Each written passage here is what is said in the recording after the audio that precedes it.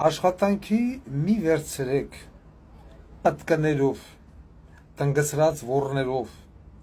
լցած պրոշներով, մեքափներով, չգիտեմ էլ ինչ ասեմ, այդպես կերպարներով, տուպոյ դլոների,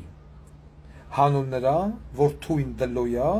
և դուք տալով ամիսը 250,000, 300,000 դրամ աշխատավարձ, համ կարակ օգտագործեք, համ կարակ դոմփեք, դա ձեզ է թվում, որ դուք այդ դլոյին օգտագործում եք, դլոն է օգտագործում ձեզ, հիշեք դա մեկը միշտ, դլոն,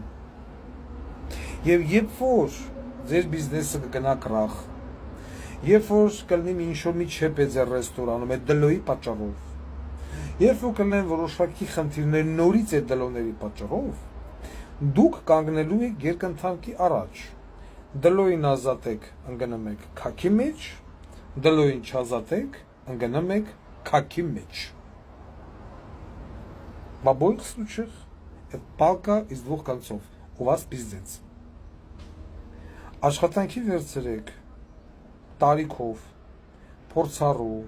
կյանք տեսած կանանց, բարոյական կանանց,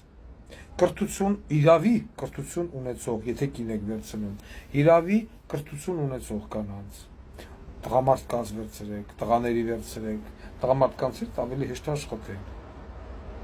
Կանանց վերցնելով, եւ ձեզ երբ որ թվում է, որ դուք այդ կանանց օգտագործելու եք այդ դլոներին, նորից եմ կրկնում, իտոգում օգտագործելու եք դուք։ Մի բացի այն, որ անպայման քանդելու են ձեր տունը, անպայման ձեր վրա կամպրամատ են հավաքելու, անպայման ձեզ վարքաբեկելու են, անպայման ձեզ թալանելու են, ուտես լիքը անպայման, ձեզ նաև խռի են կոշկելու։ Ես ձեզ զգուշացնում եմ,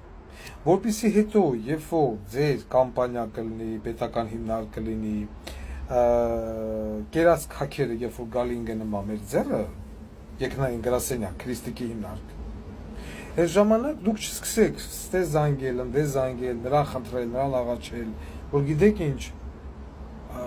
մի անդրադարձեք եւ այլն, չի լինում։ Չէ։ Մենք անդրադառնալու ենք, մենք ձեզ թաղելու ենք, փոխաբերական իմաստով, որովհետեւ դրա մեղավորը դուք եք եւ ձեր դլոնները, ուրիշ ոչ մեկի մի մեղադրեք։ Սա ուղղակի փոքրիկ բարի կամքի դրսևորում խորհուրդ մեր արական սեռի ներկայացուցիչների համար, որոնք դլոն տենում են,